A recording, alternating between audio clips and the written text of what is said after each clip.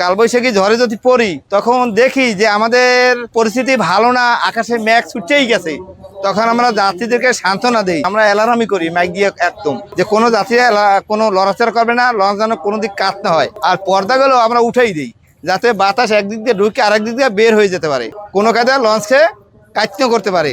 আর যেদিক থেকে বাতাস থাকে সেই বাতাস দিকে হেডটারে সামনাটা যেটা কয় লঞ্চের সামনাটা ফিরে চালাইতে থাকি যাতে আরও করতে না পারে গতি অনুযায়ী। ধাবার তো যায় মাথার উপর দিয়ে একদম ভিজে টিজে যায়, ওই গ্লাস খুললে এবার চালান লাগে। একজন সামনে দাঁড়াই থাকি, একজন হুইলে থাকি, যাতে ভয় পায় বাইরে বাবা কয়, বাবারে ভাই কয়, আইয়া হাফডাই দাঁড়ে বাবা গো কমে যাবো। এক ব্যক্তি একদিন এই কালবৈশাখীতে বেউস হয়ে রয়েছে সামনে, বুঝছেন, বেউস হয়ে রয়েছে বার খালি মরে হাফডাই ধরে, খালি মরে হাফডাই ধরে। এত যে কই চাচা ভাই ঝড় থামছে, আপনি ওঠেন উঠান, হ্যাঁ মোটে উঠ হয় না। আল্লাহর উপর ভরসা করি, আর যতটুকু আমাদের দক্ষতা আছে সেটুকু আমরা সবই প্রুফ করি। সবাই আমরা নিজেরা বাঁচার জন্য আমরা চিন্তা করি না কোনো সময়। ঝড় তুফানে পড়লে আমরা শুধু কিভাবে এই সম্পদ বাঁচলে যাত্রী বাঁচবে, সম্পদ না বাঁচলে যাত্রীও বাঁচবে না, আমিও বাঁচবো না। এই লঞ্চ বাঁচাইতে হবে আগে, লঞ্চ বাঁচলে সব বাঁচবো আমরা। একটু সাধারণ তুফানে পড়লো সামনে আইয়া মোবাইল করিয়া কয় কি, ও তুহিনের মা মুই খুব তুফানের মধ্যে আছি, বিপদে আছি, মনে কি তোমরা এককালে দোয়া করো, সবাই আব্বুরে দোয়া করতে কই, মুই তুফানের মধ্যে আছি,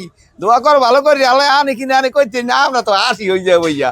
এসব তুফান এই নদীতে সাধারণভাবে হয়, আবার বেশিও হয়। বরিশালে বাড়ি আমাদের, আমাদের তুফানের ডর লাগবে কেন?